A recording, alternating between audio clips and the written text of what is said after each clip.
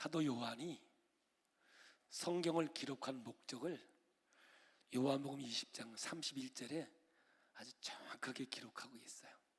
오늘은 성경을 좀 많이 읽는 시간이 될 겁니다. 왜? 졸지 못하게 하려고.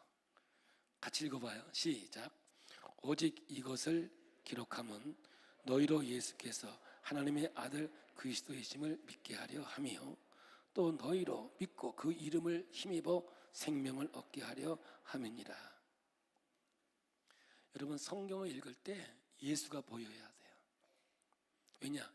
예수님에 대한 기록이니까요.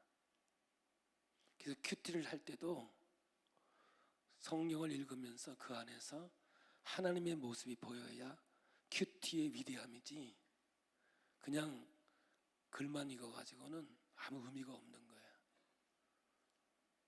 그래서 믿음이라고 하는 것은 설득이에요. 우리는 하나님의 말씀에 의해서 설득당한 자가 되어야 돼요. 그것이 믿음이 되는 거예요. 그래서 하나님이 아브라함을 불러서 오랜 시간 동안을 설득시켜요. 그래서 마지막에 믿음의 조상이라고 하는 이름을 주는 거예요. 이렇듯 오늘도 말씀을 통해서 저와 여러분을 설득하고 있는 장면이 오늘 말씀인 거죠. 그러면 이 말씀을 기록되어져 있는 상황, 환경을 한번 보겠습니다. 이 말씀은 뭐냐면 오늘 16절 지난 17, 18, 19절에 예수님이 어떤 환경에 놓여 있나, 상황에 놓여 있나를 정확하게 표현하고 있습니다. 함께 봅니다.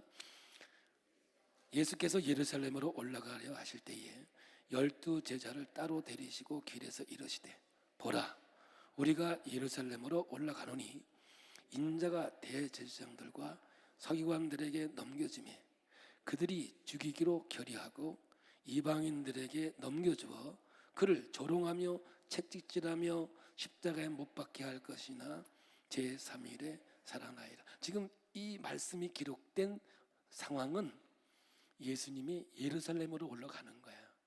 왜? 죽으러 가는 거예요. 십자가에서 가진 고통과 아픔을 체험하고 인류의 모든 죄값을 지불하고 죽음으로 가고 있는 이 상황 속에서 오늘 이 말씀이 주어진 거예요. 그래서 오늘 말씀의 핵심 구절은 19장 마지막 절 30절 이렇게 되어 있어요. 그러나 먼저 된 자로서 나중되고 나중된 자로서 먼저 될 자가 많으니라 이랬어요. 근데 오늘 마지막 16절에는 20장 16절에는 이 순서가 바뀌죠. 이거를 읽으시면서 이게 발견하신 분들은 위대하신 분들이에요. 근데 대부분이 잘 모르더라고요.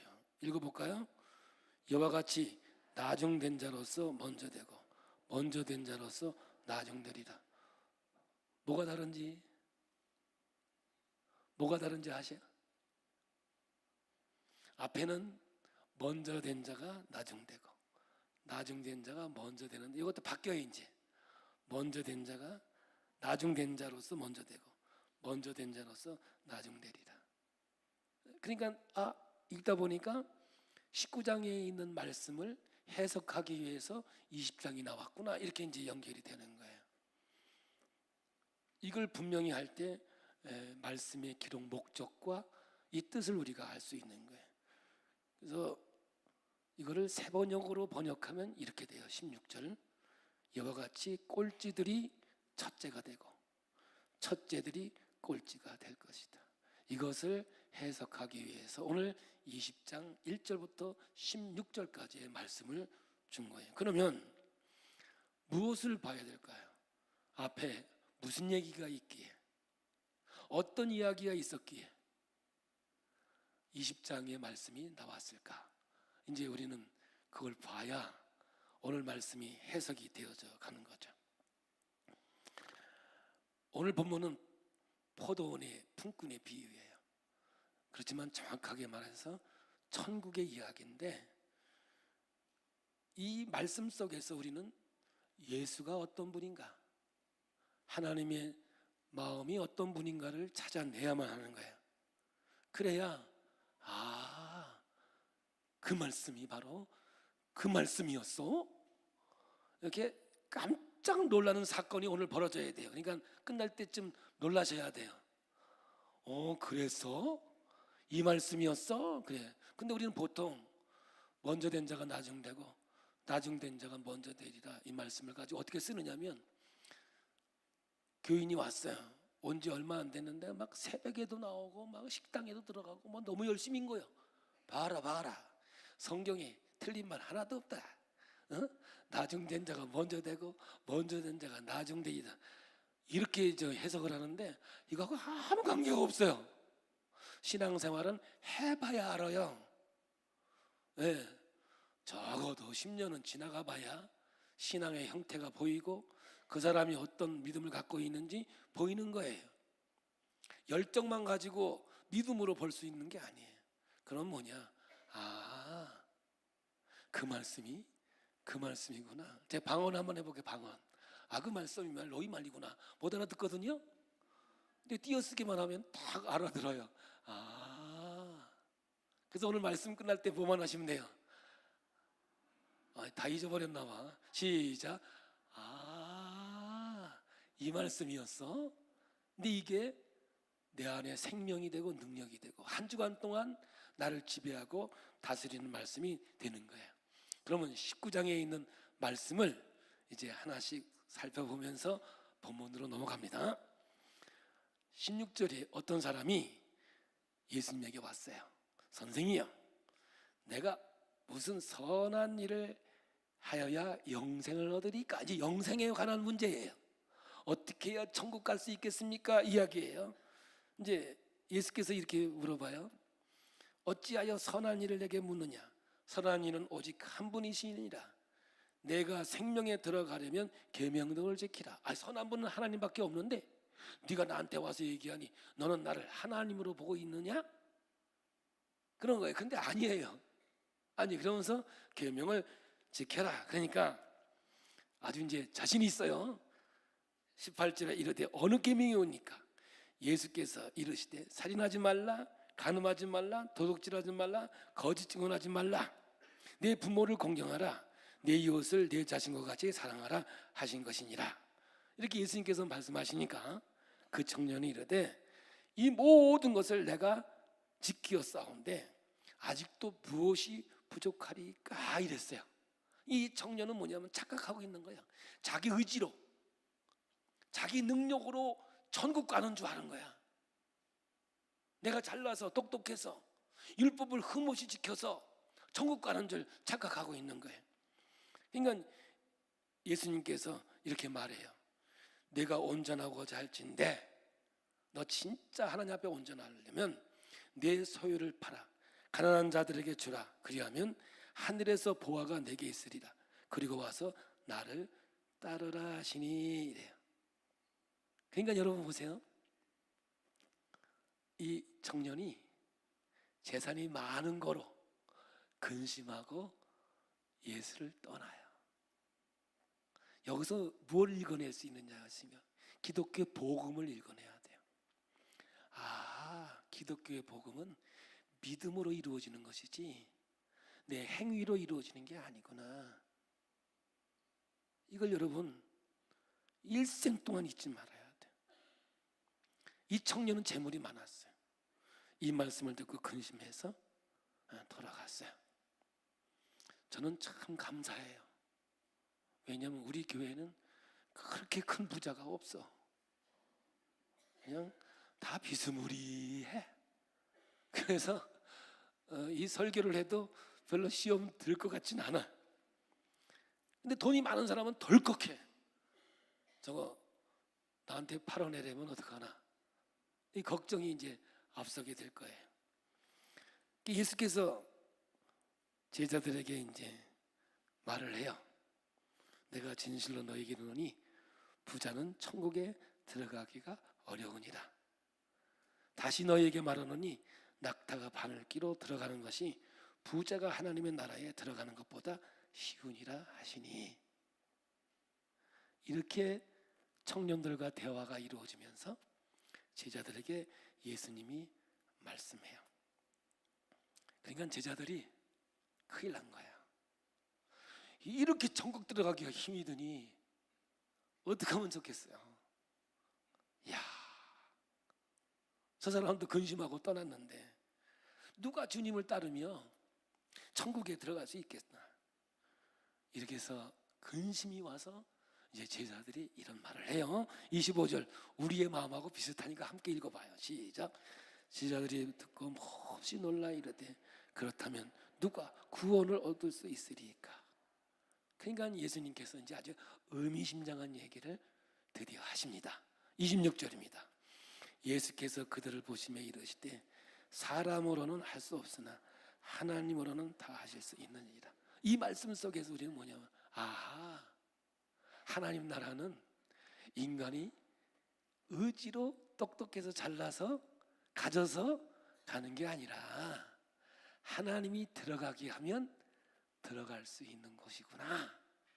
하나님만이 할 수 있는 하나님의 능력이 구원의 역사이구나. 이렇게 알 수 있도록 이야기를 해요. 근데 못 알아들어. 오늘 또 못 알아듣는 사람이 있어. 그게 안타까운 거예요. 목사의 기대는 말씀을 증거할 때 그 말씀이 그 말씀이었어. 그런데 뭐 똑같네, 못 알아듣기는 똑같네, 이러면 안 되는 거예요. 이 베드로가 언제나 베드로가 등장해. 베드로가 예수님에게 질문을 해요.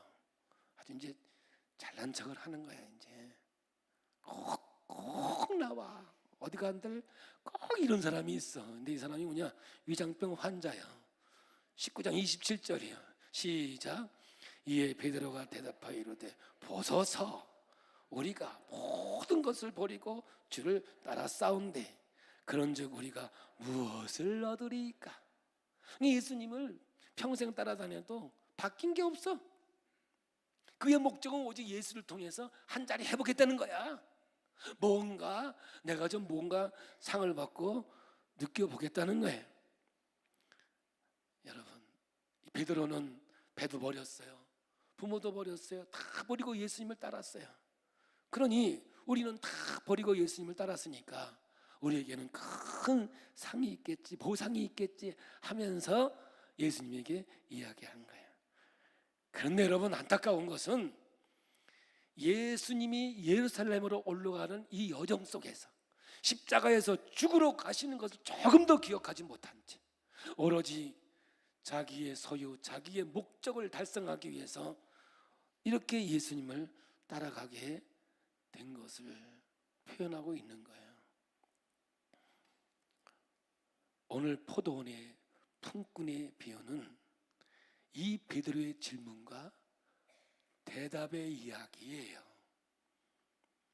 그래서 이 말씀을 가지고 이제 베드로를, 제자들을 설득하려고 비유 얘기를 등장시킨 거예요. 자, 보세요. 마태복음 19장 28절에 예수께서 이르시되 내가 진실로 너에게 이르노니 세상이 새롭게 되어 인자가 자기 영광의 보좌에 앉을 때에 나를 따르는 너희도 12 보좌에 앉아 이스라엘 12지파를 심판하리라. 이것은 뭐냐면 요한계시록에 나타나는 하나님 나라의 그림이에요. 이 말씀을 사도 요한이 계시록에 기록하고 있는 거예요. 그리고 29절에 보면 또 내 이름을 위하여 집이나 형제나 자매나 부모나 자식이나 전토를 벌인 자마다 여러 배로 받고 또 영생을 상속하리라. 분명히 상은 있어요. 분명히 하나님께서 말씀을 통해서 우리에게 주고 있는 거예요. 그러나 우리가 분명히 알아야 되는 것은 천국에서 우리가 받는 상은 어떤 행위의 보상으로 주어지는 것은 아니라는 거예요. 하나님 나라에서 모든 것은 하나님의 선물이요, 하나님의 축복의 은혜의 하나님의 은총인 거죠. 이것을 예수님께서 베드로에게 확실하게 가르쳐주기를 원했던 거죠. 우리는 모든 것을 버리고 주를 따랐습니다 하면서 먼저 제자된 특권의식, 공로의식, 보상심리, 자기 희생, 헌신을 근거한 어떤 의, 이런 것들을 예수님께서 오늘 아주 그냥 완전히 깨트리기를 이 말씀을 통해서 이야기하고 있는 거예요. 그러면서 정말 어려운 얘기를 해요.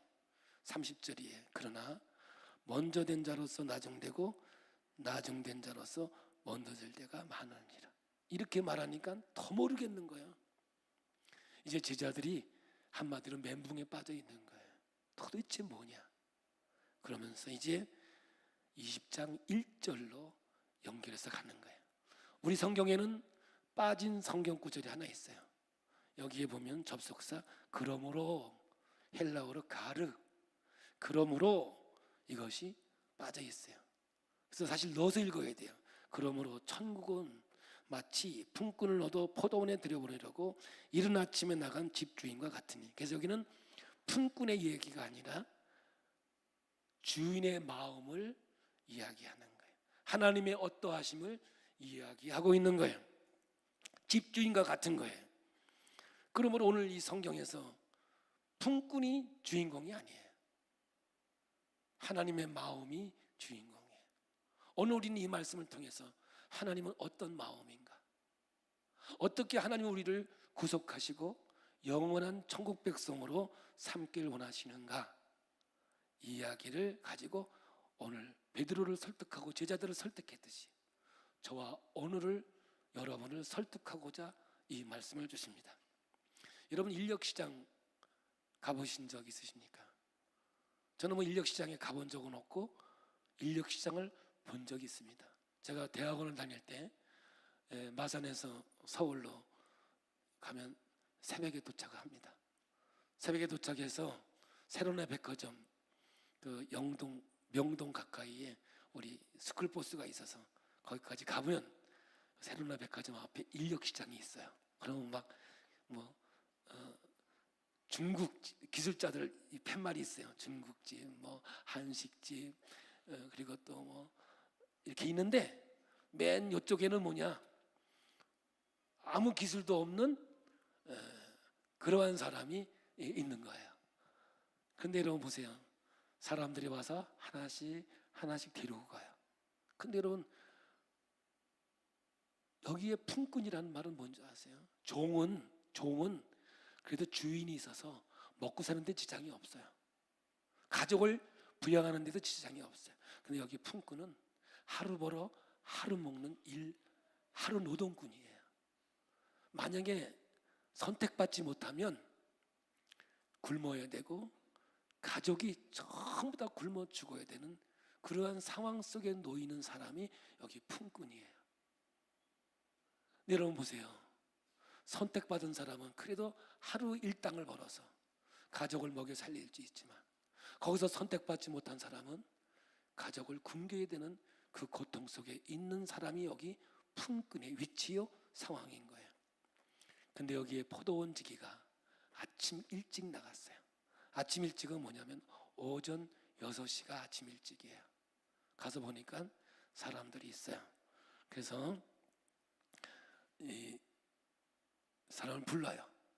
불러서 이제 약속을 해요. 내가 오늘 하루 일당을 1데나리온을 주겠다. 그래서 포도원 농장으로 들여보내요. 근데 오늘 여러분 보세요. 일 열심히 해라, 어떻게 일해라, 그런 건 하나도 없어요. 오로지 주인의 마음은 이 품꾼을 포도원 농장으로 들여보내는데 목적을 두어요. 근데 그 다음에 보면 제3시에 나가요. 3시는 뭐냐면 6을 더하면 우리나라 시간이 나와요. 그러니까 오전 9시가 된 거예요. 3시간 단위로 가보니까 장터에 놀고 있는 사람들이 또 있는지라, 또 있어요. 그들에게 이르라, 너희도 포도원에 들어가라. 내가 너희에게 상당하게 주리라. 여기 상당하게 주리라는 말을 해요. 아침에 일찍 6시에 부른 사람은 1데나리온을 주겠다라고, 두 번째 부른 사람한테는 주겠다는 말이 없어요. 그냥 상당하게 주리라 이렇게 말해요. 이 말씀은 마지막에 해석으로 여러분에게 이야기할게요. 그리고 그 다음에 6시, 9시, 11시. 여러분 11시는 뭐냐면 6을 더하니까 오후 5시예요. 5시에 나가보니까 노는 사람이 있는 거예요. 근데 이 품꾼은 어떤 마음이겠어요? 5시까지 선택을 못 받았어요. 이제 6시면 일이 끝나는데 1시간밖에 안 남았는데 내가 선택되지 않으면 나와 우리 가족은 굶어 죽게 생겼어요. 얼마나 간절한 마음을 갖고 있겠어요. 근데 5시에 이 포도원 주인이 나와서 놀고 있는 이 사람들, 안타까워서 어떻게 할 줄 모르는 이 사람들을 불러서 포도원에 들여보내는 거예요. 그런데요, 아주 반전이 이루어져요. 이제 가가지고 뭐 연장이나 들었을까? 근데 이제 유대인들의 법에 따라서 날이 기우면 일이 끝나야 돼. 그게 6시예요. 1시간도 채 일도 안 했는데 일이 끝나고 말았어요. 이 품꾼의 마음을 여러분 한번 읽어볼래요? 7절이에요. 7절 읽어봐요. 이르되 우리를 품꾼으로 쓰는 이가 없습니다. 품꾼으로 쓰는 사람이 없습니다. 주인이여, 나를 좀 불러주세요. 내가 지금 굶어 죽게 되었나이다. 이런 안타까움에 있는 사람을 불러서 포도원으로 들여보낸 거예요. 여러분, 사회적 기업이라는 책이 있거든요. 단순한 구제는 가난한 사람을 보호하기보다는 사회의 여러 가지 문제를 더 나쁘게 만든다. 이 말은 공짜로 주는 것은 사람을 보호하는 게 아니라는 거예요. 사람도 죽이고 삶도 죽이고 다 죽이는 거예요. 저를 보세요. 공짜 좋아하지 마세요. 공짜 좋아하면 이거 아시죠? 공짜 좋아하면 됩니다. 그럼 뭐냐면 밥만 퍼주는 것이 아니라 어떻게 하든 가난한 사람들이 밥 벌어 먹을 수 있도록 교육하고 잘하며 살아갈 수 있도록 만들어주는 것이 사회적으로나 또한 가난한 사람들을 보았을 때 더 적합한 것이라는 거예요. 그러니까 일반 기업은 빵을 팔기 위해서 사람을 고용하지만 사회적 기업은 사람을 고용하기 위해서 빵을 판다는 개념을 갖고 있는 거예요. 일반 기업은 이윤이 목적이에요. 그런데 사회적 기업은 사람이 목적이에요. 우리 지금 예수님 이 포도원 농장은 일이 아니에요. 목적이 아니에요. 그 사람을 포도원으로 들여보내는 게 목적이에요. 뭐 하려고? 품값 주려고, 구원의 기쁨을 주려고, 천국의 은혜를 주려고, 그런 마음이, 이것이 오늘 성경에 나타난 포도원 주인의 마음이라는 거예요. 그런데 여러분, 왜 하나님은 우리 같은 사람을 불러서 하나님 나라의 일에 동참하실까요? 좋은 것 주시려고 우리 불렀거든요. 한번 예를 들어서 한번 해볼까요? 여러분, 자녀가 있어요. 타협을 합니다. 얘야, 너 공부 열심히 해서 서울대학 가면 벤츠 사줄게. 벤츠가 뭔지 아시죠? 네, 저도 타보고 싶어요. 벤츠 사줄게. 그 얘는 열심히 공부합니다. 열심히 공부해요. 얘 목적은 뭐예요? 벤츠입니다. 벤츠. 근데 아버지의, 부모의 목적은 벤츠가 아니라 훌륭한 사람, 이 시대에 꼭 필요한 사람이 되라는 게 목적이거든요. 이게 자식하고 부모의 마음이 이렇게 다른 거예요. 오늘 이 포도원 농장의 마음은 일 시키려고 하는 게 아니라 품금 줘서 생명 살리려고 오늘 이 말씀을 우리에게 보여주는 거예요. 근데 이제 일당을 줍니다. 일당을 주는데 보통 보면은 아침 일찍 온 사람부터 주는 게 우리들의 모습이에요. 저도 일당 받아봤거든. 근데 이 주인은 맨 마지막에 온 사람부터 줍니다. 그런데 보니까 1데나리온을 주는 거예요. 그러니까 아침에 나온 사람은 얼마나 기대가 컸겠습니까? 저거 1시간밖에 안 했는데 1데나리온이요? 그래서 내보니까 나는 적어도 5데나리온은 받겠구나, 이 머리를 딱 굴리고 있는 거예요. 근데 맨 마지막에 1데나리온을 줬어요. 20장 9절입니다. 같이 읽어봐요. 제11시에 온 자들이 와서 1데나리온씩을 받거늘 먼저 온 자들이 와서 더 받을 줄 알았더니 그들도 1데나리온씩 받은지라. 받은 후 집 주인을 원망하여 이르되, 이게 원망이 뭐냐면 궁시렁궁시렁이, 아시죠? 궁시렁궁시렁 되는 거예요. 예. 하여간 궁시렁 되는 사람은 일생 동안 궁시렁 돼요. 내가 살아보니까 아이고 이제 그만 좀 해, 그래도 막 끝까지 궁시렁 되는 거예요. 그래서 12절에 이렇게 불만을 표시해요. 나중 온 이 사람은 1시간밖에 일하지 아니하였거늘 그들은 종일 수고하여 더위를 건딘 우리와 같게 하였나이다. 이게 궁시렁하는 이야기예요. 이것은요 타락한 아담의 실존이에요. 다시 말하면 율법주의의 사고예요. 불평하고 원망하는 사람의 특징이 있어요. 첫째가 뭐냐면요, 은혜를 잊어버려요. 여러분 품꾼이에요. 그냥 아침에 일찍 나가서 누가 선택시켜주기를 기대해서 나갔던 사람이에요. 오로지 하나 나를 불쌍히 여겨주세요 하고 나가서 서 있던 사람이에요. 그래서 그를 선택했을 때 얼마나 기뻤겠어요. 얼마나 감사했겠어요.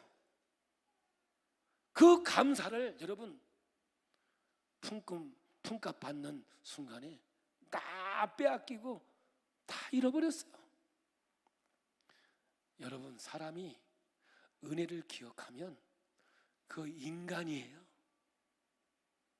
근데요 은혜 기억 잘 안 합디다 보니까 잘 못해요.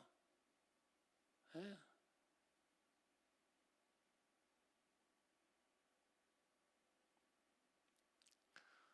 살아있는 동안 부모의 은혜에 감사하는 거, 이거 정말 사람이에요. 살아있을 때 잘 못하더라고요. 꼭 돌아가시고 나서 고기도 대구 막 이런 거 갖다 놓고. 살아있을 때 잘하지. 꼭 사라지면 그래요. 여러분 잊지 마세요. 이 아침에 온 사람은요 은혜를 잃어버렸어요. 감사를 잃어버렸어요. 자기가 잘나서 똑똑해서 그래서 선택받은 줄 착각하고 있었어요. 이것이요 아담의 실존이에요. 죄인된 모습이란 말이죠. 나를 이렇게 대여해? 나를 이렇게 대접해? 정당한 임금을 달라고 데모를 합니다. 그랬더니 주인이 이렇게 말해요. 13절입니다. 함께 봐요. 시작. 주인이 그 중에 한 사람에게 대답해 이르되 친구여 내가 네게 잘못한 것이 없노라. 네가 나와 한 데나리온의 약속을 하지 아니하였느냐. 아침에 데려올 때 주인은 분명히 약속을 했어요. 그럼 뭐예요? 공평이죠. 공정이죠. 왜냐? 하나 주기로 했으니까 하나 받는 건 공정이에요. 사실 불공평한 것은요 1시간밖에 일 안 했는데 1데나리온 준 게 불공정이죠. 불공평이에요 이게. 그러므로 은혜는 뭐냐? 불공평이 은혜예요. 저와 오늘 여러분을 하나님 부르셨어요. 품꾼이래요. 불러주지 않으면 죽어야 되는 상황에 놓여 있는 그러한 품꾼이래요. 근데 불러주셨거든요. 따지지도 않았어요. 병들었느냐? 일 잘하느냐? 어떤 기술 가지고 있느냐? 물어보지도 않았어요. 불렀어요.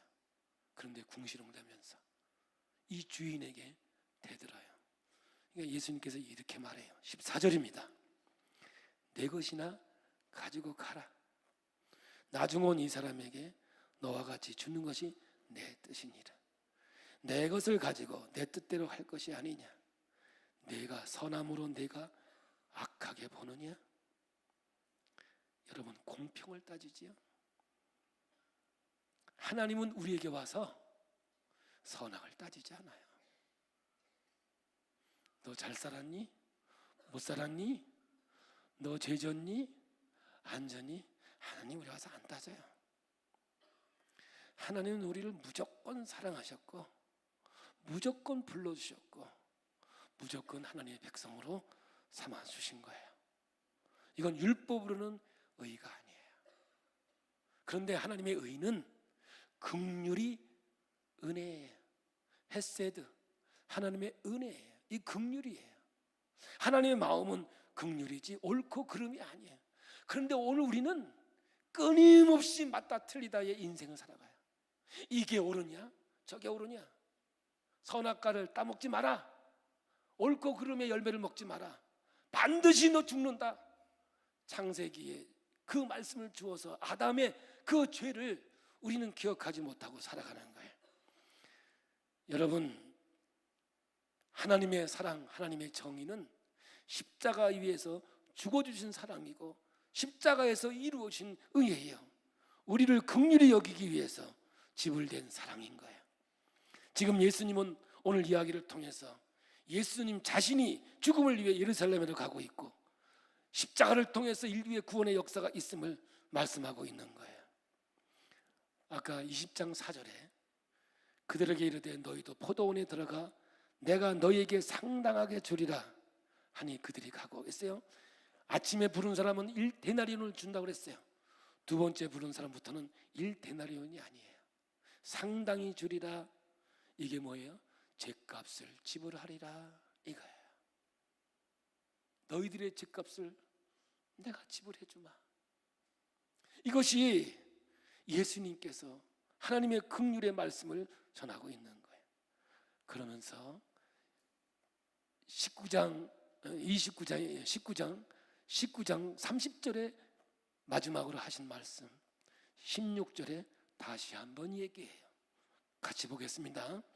이와 같이 나중된 자로서 먼저 되고 먼저 된 자로서 나중되이다. 새 번역은 이와 같이 꼴찌들이 첫째가 되고 첫째들이 꼴찌가 될 것이다 선언하는 거죠. 이제 해석에 들어갑니다. 여기서 꼴찌가 되는 첫째는 누구이며 첫째가 되는 꼴찌는 누구일까? 이게 오늘 말씀의 핵심이 되는 거예요. 꼴찌 된 자로서 첫째 된 자들은 바로 저와 여러분입니다. 그죠? 그런데 어떻게 해서 우리가 꼴찌였는데 첫째가 되었는가? 첫째들이 꼴찌가 되었기 때문에 그런 거예요. 그럼 첫째가 누구예요? 첫째 아담은 오직 예수 그리스도예요. 그분이 십자가에서 죽으시면서 인류의 모든 죄를 짊어지셨기에 꼴찌된 우리가 첫째가 되었다라고 오늘 말씀을 우리에게 주고 있는 거예요. 여러분, 우리 예수님이 우리를 위해 이 땅에 오셔서 우리가 할 수 없는 이 구원의 길, 인간이 할 수 없는 이 영생의 길을 우리 주님께서 십자가를 통해 이루어 주신 거예요. 누가? 첫째가 꼴찌됨으로, 예수님이 비참하게 됨으로, 예수님이 피를 철철 흘리고 십자가에 죽으심으로 1시간밖에 없던 우리 굶어 죽어야 되는 불쌍한 존재를 부르셔서 상당히 주리라, 너희의 죄값을 내가 지불해 주리라, 이 말씀을 주고 있는 거예요. 잊지 마세요. 우리는 5시에 불려온 자들이에요. 그러므로 천국의 계산법은 은혜로 하는 거예요. 은혜로 사는 거예요. 하나님의 풍성하신 은혜, 그 사랑을 통해서 우리에게 주시는 하나님의 축복인 거예요. 새벽에 온 사람, 6시, 9시, 12시, 오후 3시, 오후 5시에 온 사람은 말할 것 없이 주인의 은혜에 의해서 부르심을 받은 거예요. 그들을 안 불러도 돼요. 일 안 시켜도 하나님은 다 역사를 이루어갈 수 있는 거예요. 주인이 일꾼을 부르는 것은 포도원에 일이 많아서 부른 것이 아니라 구원시켜 주려고 포도원으로 들여보낸 거예요. 저와 오늘 여러분을 잘나서 똑똑해서 부르는 게 아니에요. 우리를 불쌍히 여겨주셔서, 우리를 긍휼히 여겨주셔서 천국 백성으로 불러주신 거예요. 그러므로 이제 우리는 적용해야 돼요. 우리는 이 땅에 사는 날 동안 천국을 살아야 돼요. 우리는 오늘밖에 준 날이 없어요. 하나님은 우리에게 오늘밖에 안 줬어요. 오늘 천국이면 내일이 천국이에요. 왜? 어차피 우린 일어나봐야 오늘이니까. 오늘 잤어요. 1000년 있다 깨봐야 오늘밖에 없어요, 우리에게는. 그러므로 다시 한번 적용하면 지나온 모든 세월들이 원망과 불평의 인생이 아니라 나를 오늘 여기 있게 하신 하나님의 은혜요, 내게 주어질 영원한 천국을 오늘 내가 이 땅에서 누릴 때 하나님 앞에서의 아름다운 사랑이 되는 거예요. 그러면 아침 6시에 온 사람이 어떻게 해야 되겠어요? 품값을 나눠주는 걸 보면서 이렇게 해야 정답이 될 것 같습니다. 이건 제 생각입니다. 야, 9시에 와도 12시에 와도 3시에 와도 5시에 와도 야, 품값을 똑같이 주는구나. 참 대단하구나. 그런데 너희들이 못 누린 게 있다. 나는 아침부터 그 주인과 함께 천국을 살았거든. 할렐루야. 나는 진짜 아침부터 하루 종일 주인과 함께 천국을 누렸거든. 참 너희들 그거 모르지. 여기에 하나님의 답이 있을 것 같아요. 사랑하는 성도 여러분, 예수님이 이 땅에 오신 목적은 죽으러 오셨어요. 주님이 오늘 우리 마음속에 오셔서 우리에게 말씀하세요. 낮아지라고. 그러면 첫째가 될 거라고. 내 남은 그리스도의 십자가를 네가 지고 가면 언젠가 너에게 이 구원의 기쁨의 역사가 있으리라고. 그래서 구약의 희망의 메시지를 우리에게 줍니다. 이 말씀을 읽고 마치겠습니다. 예레미야 29장 11절입니다. 여호와의 말씀이라.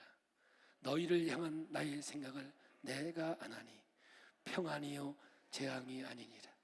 너희에게 미래와 희망을 주는 것이다. 오직 예수, 우리가 그분을 통해서 믿음으로 구원받았지만 사도 바울식으로 얘기하면 이제 믿음은 사라지고 소망과 희망으로 오늘을 살아가는 성숙한 그리스도인이 되기를 예수의 이름으로 축복합니다.